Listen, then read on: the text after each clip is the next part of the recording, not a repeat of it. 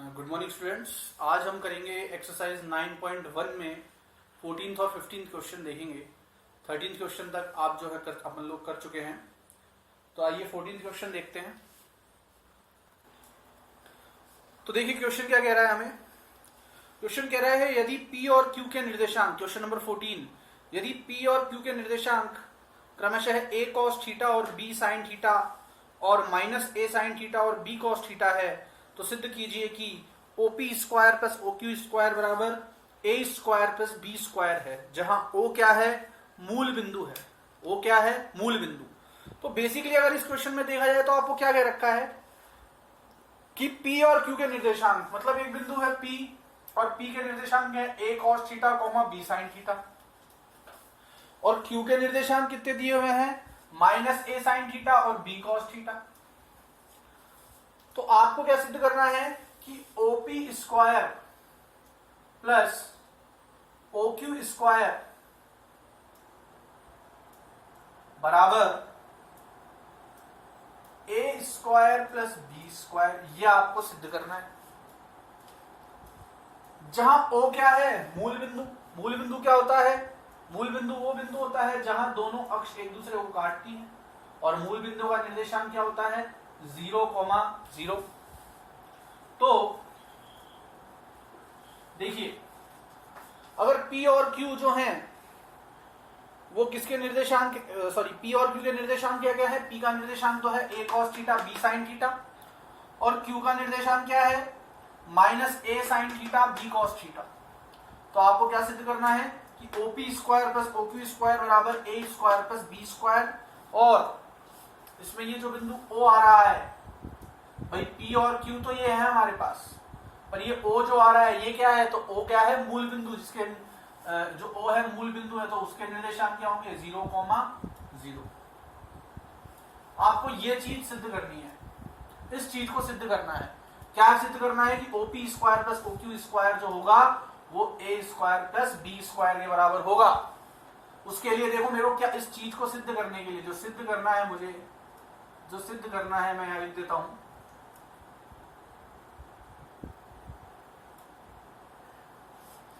OP square plus OQ square बराबर A square plus B square, ये मुझे सिद्ध करना है। अब देखिए ये जो चीज मुझे सिद्ध करनी है इसमें दो चीजें आ रही है, एक तो OP और एक OQ। तो मेरे को क्या करना पड़ेगा, पहले O और P के बीच की दूरी याद करूंगा तो OP आ जाएगा, फिर उसका वर्ग कर दूंगा मैं।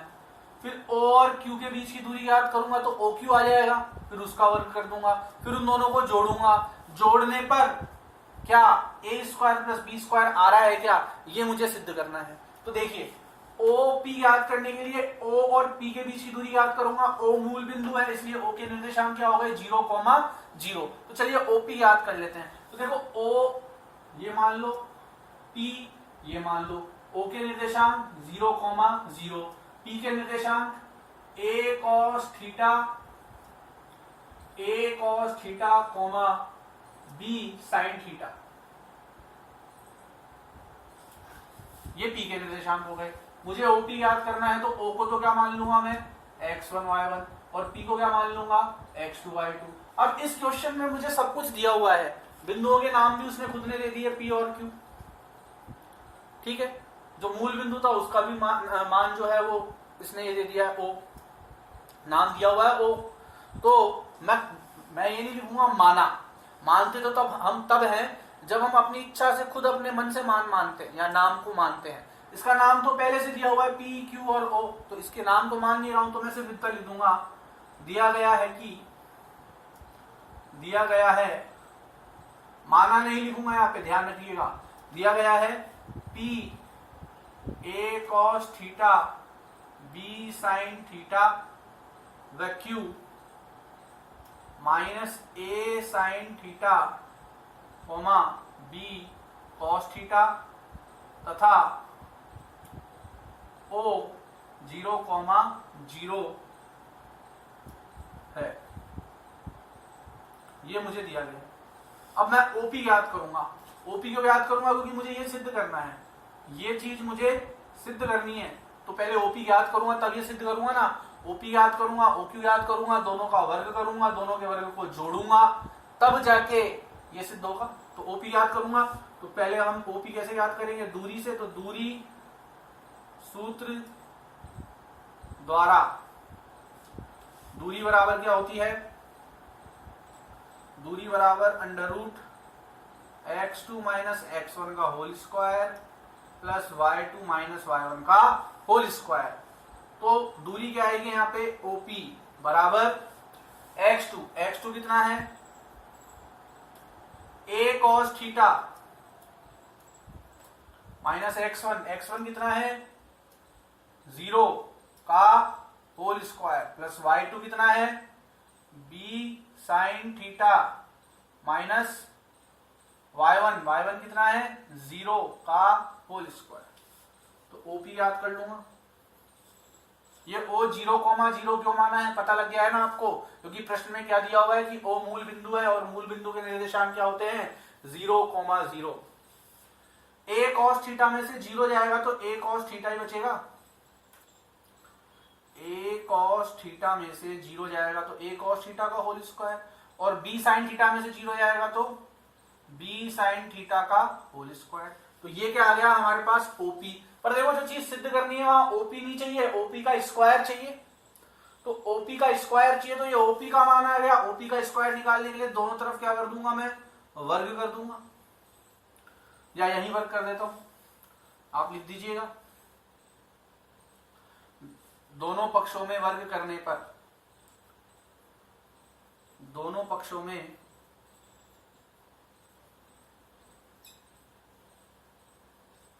वर्ग करने पर क्या होगा, OP का वर्ग, यहां कर देता हूं, देखो OP का वर्ग हो जाएगा और ये वर्ग हो जाएगा। तो OP का वर्ग तो क्या आएगा OP स्क्वायर, और इसमें वर्ग किससे कट जाएगा, वर्गमूल से। तो क्या बचेगा सिर्फ a cos square theta, a square cos square theta, a का स्क्वायर a स्क्वायर और cos थीटा का square cos square theta, plus b का स्क्वायर b स्क्वायर और साइन थीटा का स्क्वायर साइन स्क्वायर थीटा। तो OP स्क्वायर कितना आ जाएगा, OP स्क्वायर आ जाएगा under root a square cos square theta plus b square sine square theta. आ गई बात समझ में। अब जो है हम क्या याद करेंगे, अब हम याद करेंगे OQ।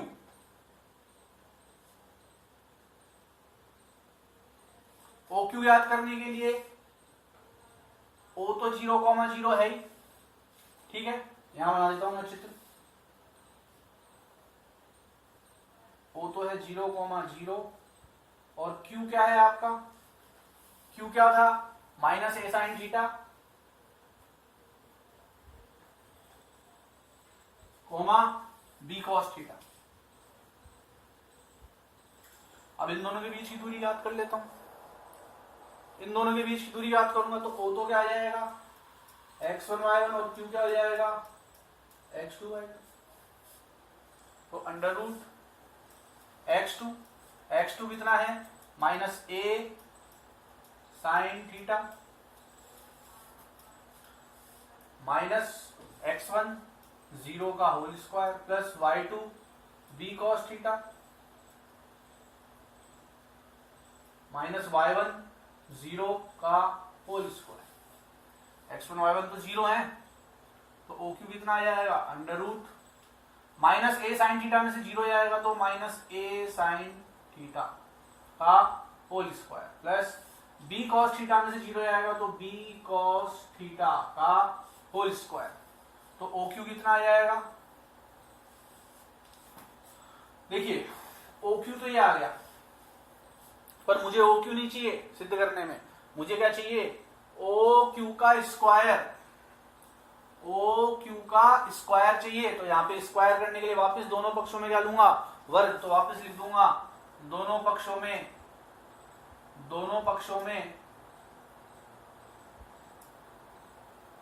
वर्ग करने पर क्या होगा? दोनों पक्षों में वर्ग करने पर OQ का वर्ग तो क्या होगा? OQ का स्क्वायर, और इसका वर्ग लेंगे तो वर्ग से वर्गमूल कट जाएगा और क्या बचेगा? माइनस ए साइन थीटा का whole square plus B cos theta का होल स्क्वायर। वर्गमूल वर्ग को काट देगा तो OQ स्क्वायर कितना बचेगा? माइनस की संख्या है और घात सम है तो उत्तर प्लस में आएगा। एक तो ए का square A square, sine theta का square sine square theta, plus B का square B square, cos theta का स्क्वायर कॉस स्क्वायर थीटा। तो ये क्या आ गया हमारे पास? ये हमारे पास आ गया O और Q के बीच की दूरी। ठीक है, OQ square, sorry OQ square. तो OP स्क्वायर भी याद कर लिया मैंने, OQ स्क्वायर भी याद कर लिया। अब मैं क्या करूंगा? अब मैं देखूंगा क्या OP square plus OQ square ये आता है क्या। तो ये सिद्ध करने के लिए पहले OP स्क्वायर में क्या जोड़ना पड़ेगा? OQ square. तो चलिए OP स्क्वायर में OQ स्क्वायर जोड़ देते हैं। तो मैं यहां लिखूंगा OP square plus OQ square बराबर, OP स्क्वायर तो कितना आया था? A square cos square theta plus B square sine square theta, plus OQ square कितना आएगा? A square sine square theta plus B square cos square theta. समझ में आ गई बात आपको? तो ये मैंने OP square plus OQ square निकाल लिया। OP स्क्वायर तो A square cos square theta plus B square sine square theta, plus OQ square A square sine square theta plus B square cos square theta. अब देखिए इसको आप ऐसा कीजिए, pause करके कॉपी कर लीजिए, फिर आगे देखते हैं हम। तो देखिए, तो OP square plus OQ square की अगर मैं बात करूं तो क्या आएगा? A square cos square theta plus B square sine square theta plus A square sine square theta plus B square cos square theta. यही तो आ रहा है। OP स्क्वायर के मान में OQ स्क्वायर का मान जोड़ दिया। अब देखिए मैं एक काम करता हूं, OP square plus OQ square, ये तो ऐसे कैसे, ये ए स्क्वायर वालों को एक साथ लिख देता हूं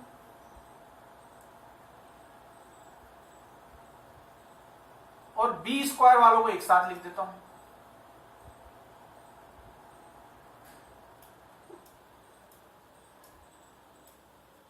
ठीक है, तो OP square plus OQ square बराबर, इन दोनों में क्या कॉमन आ रहा है? A square. तो अंदर क्या बचेगा? Cos square theta plus sine square theta. इन दोनों में क्या कॉमन आ रहा है? B square. तो अंदर क्या बचेगा? Sine square theta plus cos square theta. समझ में आ गई बात? यहां से ए स्क्वायर कॉमन ले लिया और यहां से बी स्क्वायर कॉमन ले लिया। तो OP square plus OQ square बराबर कितना आएगा? A square. अब आपको पता है cos square theta plus sine square theta या sine square plus cos square theta क्या होता है? 1। आपने 9th क्लास में ट्रिग्नोमेट्री में सरसमीका पढ़ी है कि sign square theta plus cos square theta क्या होता है? 1। तो इसलिए sign square theta plus cos square theta की जगह ब्रैकेट में क्या लिख दूंगा? 1 प्लस बी स्क्वायर, फिर से sign square theta plus cos square theta की जगह लिख दूंगा 1। तो OP square plus OQ square बराबर, ए स्क्वायर 1 से गुणा होगा ए स्क्वायर, बी स्क्वायर 1 से गुणा होगा बी स्क्वायर, इति सिद्धम। यही तो सिद्ध करना था हमें, यही तो सिद्ध करना था। तो OP square plus OQ square किसके बराबर आ गया? ए स्क्वायर प्लस बी स्क्वायर के बराबर। पॉज करके इसको नोट कर लीजिए, फिर अगला क्वेश्चन देखते हैं। हेलो बच्चों, कैसे हैं आप सभी लोग? आज हम पाठ 9 की प्रश्नावली 9.2 का इंट्रोडक्शन देखेंगे। प्रश्नावली 9.2 में जो है हम कुछ फॉर्मूला है उसको समझेंगे और प्रश्नावली 9.2 किस बारे में है ये हम जानेंगे। तो चलिए प्रश्नावली 9.2 स्टार्ट करते हैं। आप सभी लोग अपनी कॉपी पेंसिल वगैरह तैयार रखिए। तो देखिए प्रश्नावली 9.2 जो है उसका अगर हम परिचय देखें और जो फॉर्मूले हैं उसमें उसको समझने की अगर कोशिश करें तो प्रश्नावली 9.2 दरअसल किस बारे में? देखिए कोई भी वस्तु है, कोई भी चीज है, उसको जब हम बांटते हैं जैसे मान लीजिए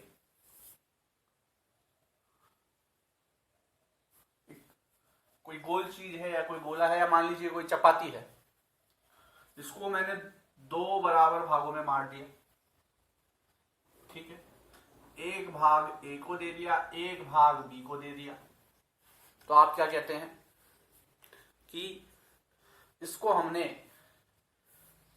1:1 में ए व बी के मध्य बांट दिया, यही तो कहते हैं। इसी प्रकार मान लीजिए कोई रेखा है, क्योंकि हम बात कर रहे हैं निर्देशांक ज्योमेट्री की, और निर्देशांक ज्योमेट्री में हम बात करेंगे रेखा की। मान लीजिए कोई रेखा है, दो बिंदुओं को जोड़ के बनाई गई है। मान लीजिए वही पहले बिंदु का निर्देशांक है x1 y1 और दूसरे बिंदु का निर्देशांक है x2 y2, ठीक है। अब अगर मान लीजिए मैं कोई इस पे बिंदु लूं जो कि इस रेखा को, ये बिंदु इस रेखा को, देखो जैसे इस पे मैंने बिंदु लिया, ये रेखा जो है दो भागों में बट गई, इस बिंदु से दो भागों में बट गई, ठीक है। मान लीजिए ये रेखा थी ए बी, ये कुल मिला के मान लीजिए 3 सेंटीमीटर की थी, तो मैंने क्या किया, स्केल ली और एक एक सेंटीमीटर के अंदर के 3 बिंदु ले लिए इस पे। 1 सेंटीमीटर यहां थी, एक यहां थी, एक यहां थी, ठीक है। टोटल लंबाई कितनी थी रेखा की, 3 सेंटीमीटर। अब अगर मैं इस बिंदु की बात करूं, जो पहला बिंदु है, तो जो पहला बिंदु है अगर उसकी मैं बात करूंगा, तो यह बिंदु इस रेखा को किस अनुपात में बांट रहा है, बांट तो रहा है ये बिंदु, जैसे ही किसी रेखा पे हम बिंदु लेते हैं वो उसे बांट देता है, पर ये बिंदु इसको किस अनुपात में बांट रहा है। तो ये जो बिंदु है, इसके इस तरफ कितने भाग हैं, इस तरफ 1 भाग है, और उस तरफ कितने भाग हैं, उस तरफ 2 भाग हैं। तो यह बिंदु इस रेखा को किस अनुपात में बांट रहा है, 1:2 में। अगर मैं इस बिंदु की बात करूं, तो यह बिंदु इस रेखा को किस अनुपात में बांट रहा है, इस बिंदु के इस तरफ कितने भाग हैं, इस तरफ कितने भाग हैं, इस तरफ 2 भाग हैं, और उस तरफ कितने भाग हैं, उस तरफ 1 भाग है। तो यह बिंदु किस अनुपात में बांट रहा है, 2:1 में बांट रहा है। समझ में आ गई बात। तो इस प्रकार से कोई बिंदु किसी रेखा को बांट सकता है। मान लीजिए एक और मैं उदाहरण लेके समझा देता हूं आपको।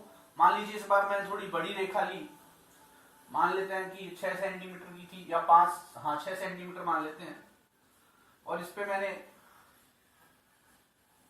कुछ बिंदु लिए,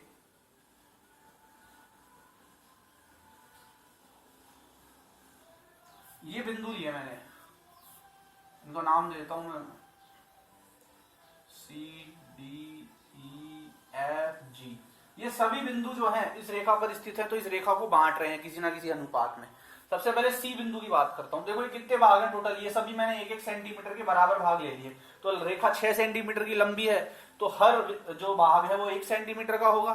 तो देखिए ये कितने भाग हैं टोटल, 1 2 3 4 5 6, टोटल 6 भाग हैं ये। समझ में आ गई बात। अब ये बिंदु इस रेखा को किस अनुपात में बांट रहा है, यह बिंदु इस रेखा को, देखो इस बिंदु के इस तरफ कितने भाग हैं, इस तरफ 1 भाग है, और उस तरफ कितने बच गए, 5। तो यह बिंदु इस रेखा को किस अनुपात में बांटेगा, 1:5 में। फिर इस बिंदु की बात कर लेते हैं। इस बिंदु के इस तरफ कितने भाग हैं, 2, 1 और 2, और उस तरफ कितने भाग हैं, 1 2 3 4। तो यह किस अनुपात में बांटेगा, 2:4 में। अब देखिए अनुपात का आपको पता है, अगर अनुपात का चिन्ह हटाते हैं तो बटे का चिन्ह लग जाता है। तो 2:4 को मैं 2/4 लिख के और क्या लिख सकता हूं, 1:2, सरल करके, काट के सरल करके। तो आपको ध्यान रखना है अनुपात जो है वो हमें हमेशा सरलतम रूप में लिखना है। मान लिया कि इसके इधर 2 भाग और उधर 4 भाग हैं, इस वजह से ये 2:4 आएगा, लेकिन आपके दिमाग में तुरंत आना चाहिए कि 2:4 का मतलब होता है, अगर अनुपात हटाते हैं तो बटे का चिन्ह आता है, तो 2:4 का मतलब होता है 2/4, और 2 4 को कितनी बार काटता है, 2 बार। इसलिए ये अनुपात हम 2:4 ना लिख के क्या लिखेंगे, 1:2। हमें अनुपात वैसा लिखना है जो सरलतम रूप में आए, कटकटा के, ठीक है। ये अनुपात नहीं लिखना है, जो सरलतम रूप का अनुपात है वो लिखना है। जैसे इसकी बात करूं, बिंदु ई की, बिंदु ई के इधर कितने भाग हैं, 1 2 3, उधर कितने भाग हैं, 1 2 3, तो 3 भाग इधर और 3 भाग इधर, परंतु मुझे पता है कि 3 3 को काटता है, तो देखो 3:3 को मैं क्या लिख सकता हूं, 3/3 मतलब 1:1। तो मैं इसे 3:3 नहीं लिखूंगा, इसे क्या लिखूंगा, 1:1। तो अगर कट सकता है तो उसको काट के सरलतम रूप में अनुपात को लिखना होता है, आपको हमेशा ध्यान रखनी है बात, अनुपात को सरलतम रूप में कट कटा के जो आ रहा है वो लिखना पड़ता है। अच्छा, इस बिंदु के लिए एक बहुत ही महत्वपूर्ण चीज और आपको समझ में आनी चाहिए, क्या कि इस बिंदु के इधर भी 3 हिस्से हैं, इस बिंदु के उधर भी 3 हिस्से हैं, मतलब ये बिंदु बिल्कुल बीचों बीच स्थित है। जब दोनों ओर बराबर हिस्से हो जाते हैं तो मतलब हम क्या कहते हैं कि वो जो बिंदु है, वो जो वस्तु वो क्या है, बिल्कुल बीचों बीच स्थित है। ये बिंदु कहां स्थित है, बिल्कुल बीचों बीच। और जो बिंदु किसी रेखा के बिल्कुल बीचों बीच स्थित होता है वो उस रेखा का मध्य बिंदु कहलाता है। यहाँ पे ई क्या है, यहाँ ई है मध्य बिंदु। ऐसा बिंदु जिसके दोनों तरफ समान भाग हो, अर्थात वह रेखा के बिल्कुल बीचों बीच स्थित है। और अगर कोई बिंदु बिल्कुल बीचों बीच स्थित होता है तो वो क्या कहलाता है, मध्य बिंदु। और मध्य बिंदु को हमेशा ध्यान रखो, कोई भी मध्य बिंदु जो होता है वो रेखा को हमेशा किस अनुपात में बांटेगा, 1:1, क्योंकि उसके इधर और उधर हमेशा समान भाग आएंगे और वो भाग आपस में एक बार कट जाएंगे। मान लो इसके इधर 6 भाग होते, उधर भी 6 भाग होते, तो 6 भी 6 को एक बार दोनों कट जाते, एक बार 6 से 6 कट जाता। तो मध्य बिंदु सदैव किस अनुपात में बांटता है, मध्य बिंदु सदैव 1:1 में विभाजित करता है। ये बात आपको ध्यान है, बिल्कुल छोटी छोटी चीजें हैं, आप छोटी क्लासेस में पढ़ के आए हैं, बस ये रिवीजन पर्पस से मैं एक बार बता रहा हूं आपको। तो मध्य बिंदु सदैव 1:1 में विभाजित करता है, ठीक है। तो यहां विभाजन की बात कर रहे हैं हम, बांटने की बात कर रहे हैं, ठीक है। फिर एफ की बात करूं तो एफ के इधर कितने हिस्से हो गए, 1 2 3 4, और उधर कितने हिस्से हो गए, 2, तो 4:2 हो गया। तो इसको 4:2 नहीं लिखोगे, इधर देखो 4:2 को आप क्या लिख सकते हो, 4/2। अनुपात का चिन्ह हटके क्या लग जाता है, बटे, और ये हो जाएगा 2 दूनी 4 और 2 एकम 2। तो ये अनुपात क्या हो जाएगा, 2:, इसको 4:2 ना लिख के क्या लिखोगे, 2:1। जी की बात करें तो जी के इधर कितने हिस्से हैं, 5, और उधर कितने हिस्सा है, 1। तो ये किस अनुपात में बांट रहा है, 5:1 में। अब 5 और 1 कट नहीं सकते तो इसको वैसे ही रहने दिया हमने। समझ में आ गई बात। तो ये आपको ध्यान रखना है। तो ये जो है, यह है हमारा विभाजन विभाजन है कि कोई बिंदु जो है किसी रेखा को किस प्रकार से विभाजित करता है। इस वीडियो को पॉज करके आप अपने अकॉर्डिंग इसको एक बार नोट कर लीजिए, फिर आगे चलते हैं।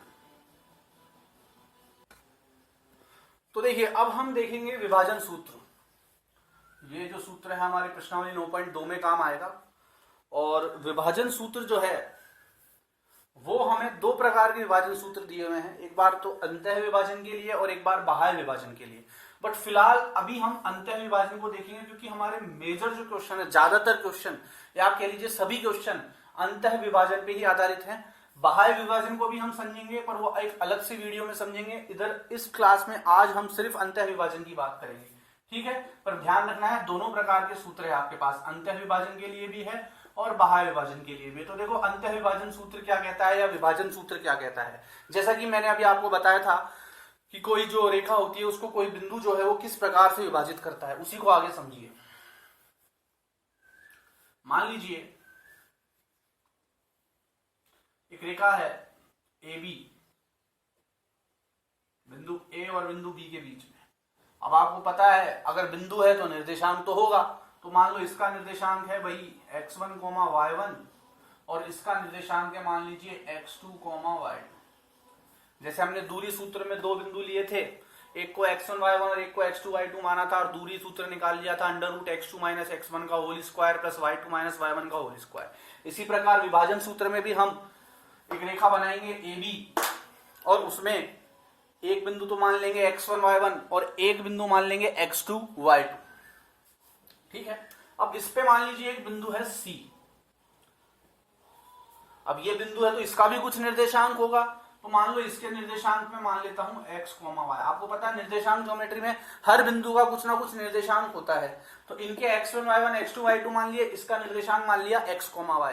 अब ये बिंदु इस रेखा पर स्थित है तो ये इसको बांटेगा भी किसी ना किसी अनुपात में। अब मुझे पता नहीं है अभी तो किस अनुपात में बांटेगा, तो लेकिन ये पक्का है कि ये किसी ना किसी अनुपात में बांटेगा।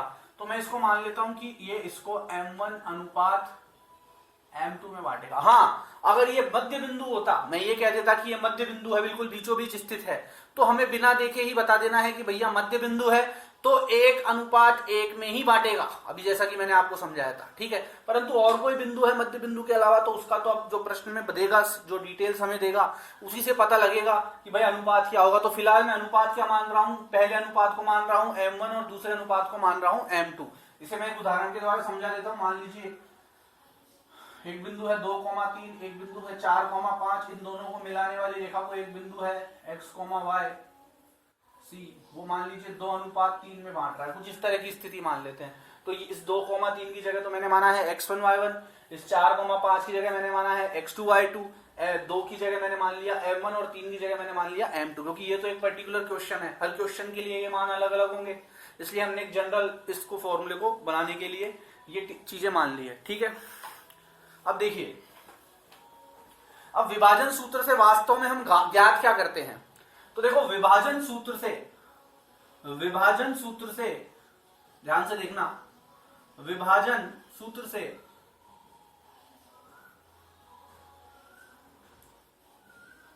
हम विभाजित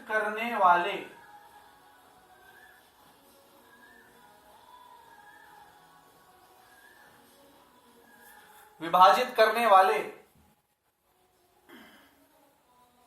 बिंदु के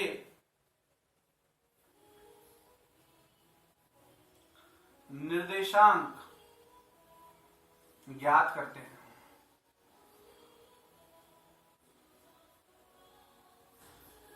समझ में आ गई बात। विभाजन सूत्र से हम विभाजित करने वाले बिंदु के निर्देशांक ज्ञात करते हैं। क्या मतलब है इसका, कि विभाजन सूत्र से जो बिंदु विभाजित कर रहा है, यहां कौन सा बिंदु विभाजित कर रहा है, C, तो इसके जो निर्देशांक है ना x और y का मान, ये ज्ञात करेंगे हम। समझ में आ रही बात। तो विभाजन सूत्र में हम किसका मान ज्ञात करते हैं, जो बिंदु विभाजित कर रहा है उसका मान ज्ञात करते हैं। कैसे ज्ञात करते हैं, तो देखिए, विभाजन सूत्र क्या कहता है, या विभाजन सूत्र क्या होता है। अब मैंने क्या बताया, विभाजन सूत्र से हम विभाजित करने वाले बिंदु के निर्देशांक ज्ञात करते हैं। या मतलब विभाजित, देखिए अब जो भी क्वेश्चन आएगा उसमें अगर हमको विभाजित करने वाला बिंदु नहीं दिया गया है तो उसको हमेशा x, y मानना है। तो जो बिंदु विभाजित कर रहा है उसके निर्देशांक हम हमेशा क्या मानेंगे, x, y, और इन्हीं का मान ज्ञात करेंगे, एक बार x का और एक बार y का। जब दोनों मान आ जाएंगे तो बिंदु के निर्देशांक ज्ञात हो जाएंगे। तो विभाजन सूत्र से हम विभाजित करने वाले बिंदु के निर्देशांक ज्ञात करते हैं। तो विभाजन सूत्र क्या कहता है कि भैया ये जो विभाजन बिंदु है या विभाजित करने वाला बिंदु है, इसके जो मान है आपने निर्देशांक x, y, ये कैसे ज्ञात करेंगे, x, y कैसे ज्ञात करेंगे। तो x का मान अलग से ज्ञात करेंगे और y का अलग से ज्ञात करेंगे। तो x का मान तो कैसे ज्ञात करेंगे, ध्यान से देखिए, x का मान कैसे ज्ञात करेंगे। देखिए x2, y2 को मैं नीचे मान लिख देता हूं ताकि आपको थोड़ी समझने में आसानी रहेगी। ये x1, y1 इधर लिख देता हूं। कैसे ज्ञात करेंगे इस विभाजित करने वाले बिंदु के निर्देशांक, देखिए M1, अब देखिए x, पहले x का मान ज्ञात कर रहे हैं हम, तो सिर्फ x वाली चीजें लेंगे, फिर y का मान ज्ञात करेंगे तो सिर्फ y वाले पद लेंगे, ठीक है। तो पहले x का मान ज्ञात कर रहे हैं तो x के पद लेंगे। कैसे लेंगे, M1 को तो x2 से गुणा कर दो, M1 को तो किससे गुणा कर दो, x2 से, M1 तो गुणा हो गया x2 से, फिर प्लस का चिन्ह लगाओ, फिर M2 को किससे गुणा कर दो, x1 से, क्योंकि मैंने आपको बताया कि हम x का मान ज्ञात कर रहे हैं पहले, तो सिर्फ x वाले पद ही लेंगे, M1 को x2 से और M2 को x1 से, अभी y नहीं लेना है आपको, ठीक है। और बटे में लिख दो M1 प्लस M2। तो ये तो हो गया हमारा x का मान, ये किसका मान हो गया, x का। फिर M1 को किससे गुणा करो, y2 से, प्लस M2 को किससे गुणा करो, y1 से,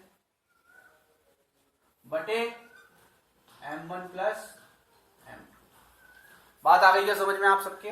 तो विभाजन सूत्र से हम किसका मान ज्ञात करते हैं, उस बिंदु के निर्देशांक ज्ञात करते हैं, या वो बिंदु ज्ञात करते हैं जो विभाजित कर रहा है। विभाजन सूत्र से हम विभाजित करने वाले बिंदु के क्या ज्ञात करते हैं, निर्देशांक ज्ञात करते हैं, ठीक है। तो मैंने क्या मान लिया था कि भाई दो बिंदु हैं x1, y1, x2, y2, उनको मिलाने वाली रेखा मान ली AB, उनको एक बिंदु C जिसके निर्देशांक x, y है, वो M1 अनुपात M2 में विभाजित कर रहा है। विभाजन सूत्र से हम ये x, y का मान निकालते हैं। इसमें x का मान तो कैसे निकालते हैं, M1 x2 plus M2 x1 बटे M1 प्लस M2, कॉमा तो लगा रहा हूं क्योंकि x का मान आ गया ये, तो फिर कॉमा के बाद y का मान क्या आता है, m1 को y2 से गुणा कर दो और m2 को y1 से। तो जब x का मान निकाल रहे हैं तो सिर्फ x वाले गुणा होंगे बटे में m1 प्लस m2, जब y का मान निकाल रहे हैं तो y वाले गुणा होंगे बटे में m1 प्लस m2। तो ये है बेसिकली हमारा विभाजन सूत्र और इसी सूत्र पे आधारित हम क्वेश्चन करेंगे। पर आपको ध्यान रखना है जो 9.1 में जो बेसिक चीजें हमने सीखी थी, जो फर्स्ट लेक्चर में शुरू के 5 पॉइंट सीखे थे, वो सारे के सारे इसमें भी काम आएंगे, क्योंकि तो वो तो बेसिक चीजें हैं, बेसिक चीज तो पूरे चैप्टर में काम आएगी। ठीक है, तो 9.2 में वो चीजें काम आएगी, साथ में ये विभाजन सूत्र काम आएगा। ठीक है, तो इसको आप समझ लीजिए। कोई प्रॉब्लम है तो नीचे कमेंट बॉक्स में, यूट्यूब पे भी आप कमेंट करके बता सकते हैं, आप ग्रुप पे भी पूछ सकते हैं। इसको कॉपी करिए, उसके बाद फिर आगे हम जो है इसका आगे का पार्ट देखेंगे।